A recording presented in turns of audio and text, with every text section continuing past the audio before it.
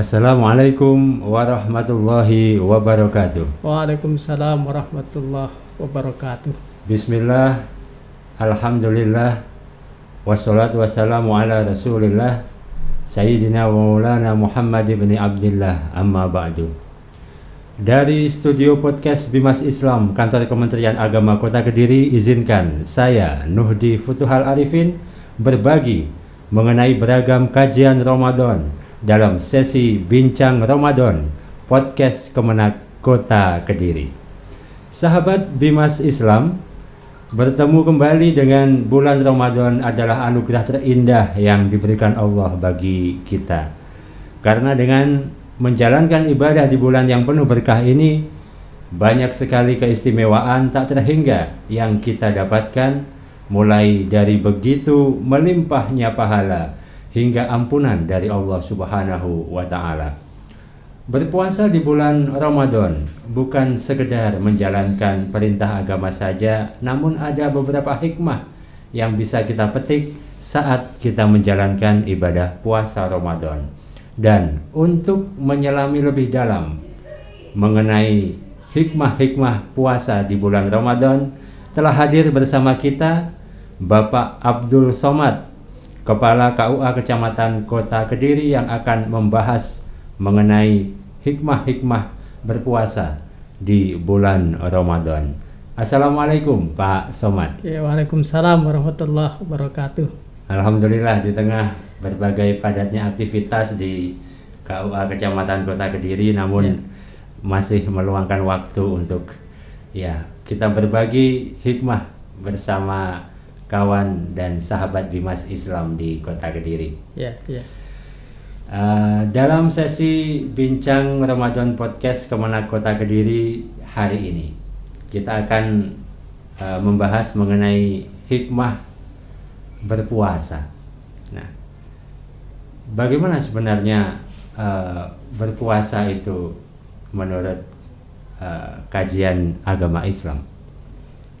Sebenarnya kalau di dalam agama Islam kan sudah jelas ya, di dalam surat Al-Baqarah ayat 183 bahwa dijelaskan, Bismillahirrahmanirrahim, ya ayyuhalladzina amanu kutiba alaikumusiyam kama kutiba alal ladzina min qablikum la'allakum tattaqun.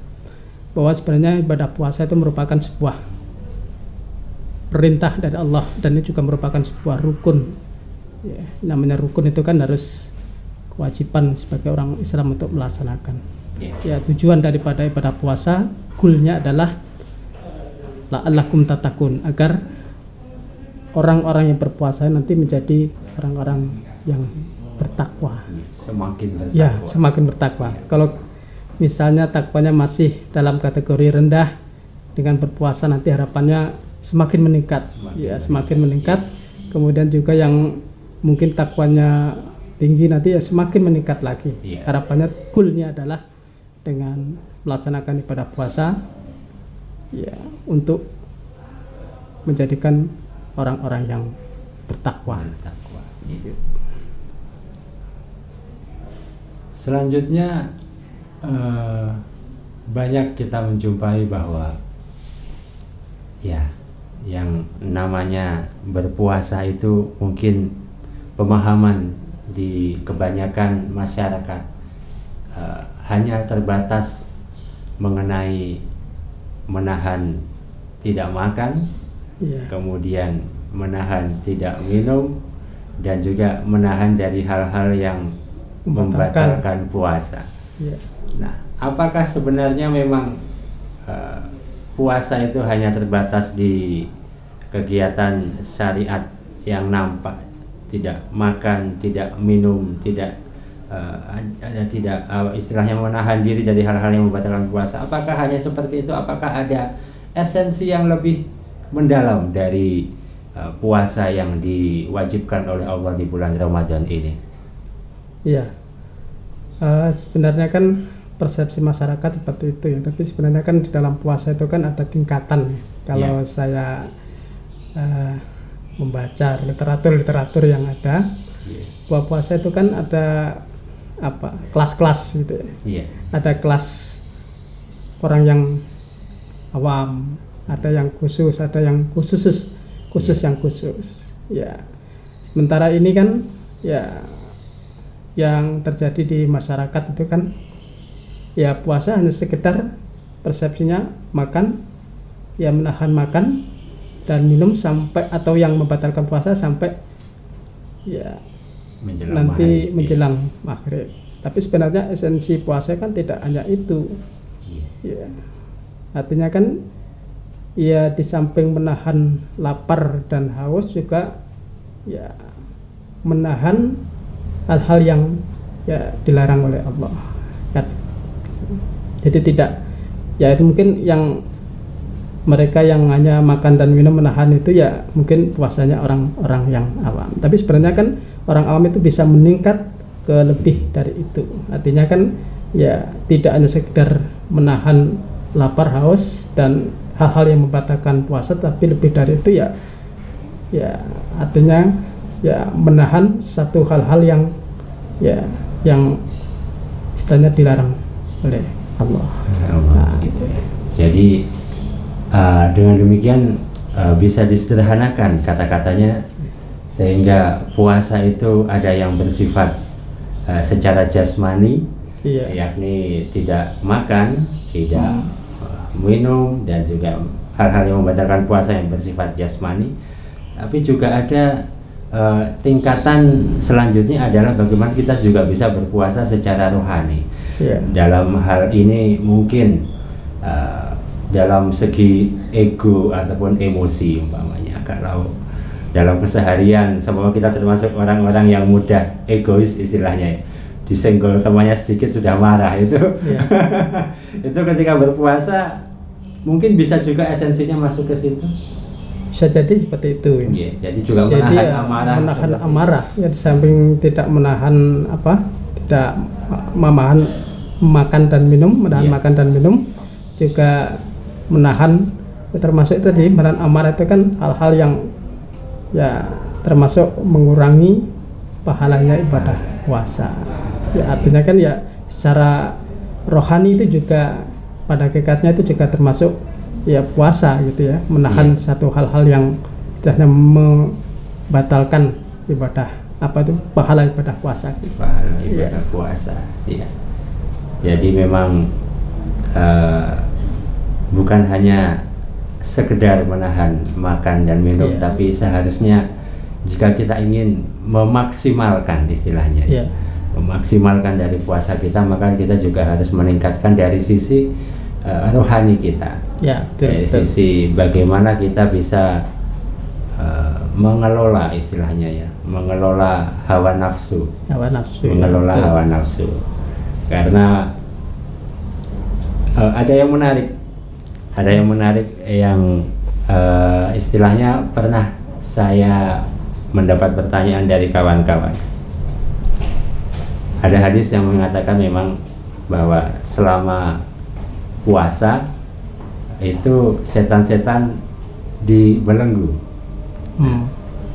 Tapi kenapa masih banyak kita jumpai istilahnya itu ya perbuatan maksiat, perbuatan yang dilarang, itu masih banyak yang mengerjakan istilahnya. Nah, bagaimana konotasinya atau dari pemahaman sebenarnya dari setan-setan dibelenggu ketika di bulan Ramadan? Kalau masih terjadi adanya perbuatan-perbuatan yang katakanlah ini melanggar norma-norma agama ya, walaupun setan ini di bulan Ramadan ini sudah dibelenggu, kemudian pintu neraka ditutup ya, surga kemudian pintu dibuka, tapi kenapa kok masih ada yang namanya perbuatan-perbuatan yang masih bertentangan dengan ajaran agama, walaupun ini sudah artinya setan kan sudah tidak menggoda gitu ya. Begini, manusia itu kan ada unsur nafsu, ada nafsunya, hawa nafsu. Sebenarnya kan puasa itu juga menahan hawa nafsu. Puasa itu kan menahan hawa nafsu. dengan hawa nafsu ini kan ada kecenderungan untuk mengajak kepada hal-hal yang tidak baik. Oleh karena itu dengan puasa ini kan sebenarnya kan menahan, ya. Atau kan diajak berpuasa nafsunya agar mengarah kepada kebaikan. Tapi karena ini nafsu ini tidak yang namanya nafsu kadang-kadang juga mengajak kepada keburukan, kita nggak bisa mengendalikan, maka nafsu akan mengarah kepada keburukan. Walaupun setannya sudah dibelenggu, karena mungkin faktor nafsunya yang masih dominan mengajak kepada hal-hal yang buruk. Oleh karena itu dengan puasa ini kan sebenarnya kan dalam rangka untuk menahan hawa nafsu. Sebagaimana hadis Rasulullah kan, kalau kita kita baca itu kan yang lebih populer itu, ya ma'syarus sabab, ini kan hadisnya orang menikah gitu ya. Ya para pemuda, ya ma'syarus sabab, man istata'a minkumul ba'at falyatazawwad wa innahu aghaddu lil basar wa ahsanu lil farji wa man lam yastati wa 'ala bisawm fa innahu lahu wija. Hai para pemuda, apabila kamu telah mampu menikah, ya disarankan untuk cepat-cepat menikah. Apabila tidak mampu, maka disuruh untuk berpuasa. Dengan berpuasa ini ya menahan hawa nafsu. Kadang-kadang ya kita tidak yang namanya nafsu kadang-kadang mengajak kepada keburukan, kita tidak bisa mengendalikan, ya arahnya kepada perbuatan-perbuatan yang tidak baik. Maka di sini kan dengan puasa sebenarnya dikendalikan agar puasa ini, agar nafsu ini ya condong kepada kebaikan. Kembali kepada kebaikan. Ya. Nafsul mutmainnah. Ya, nafsul mutmainnah.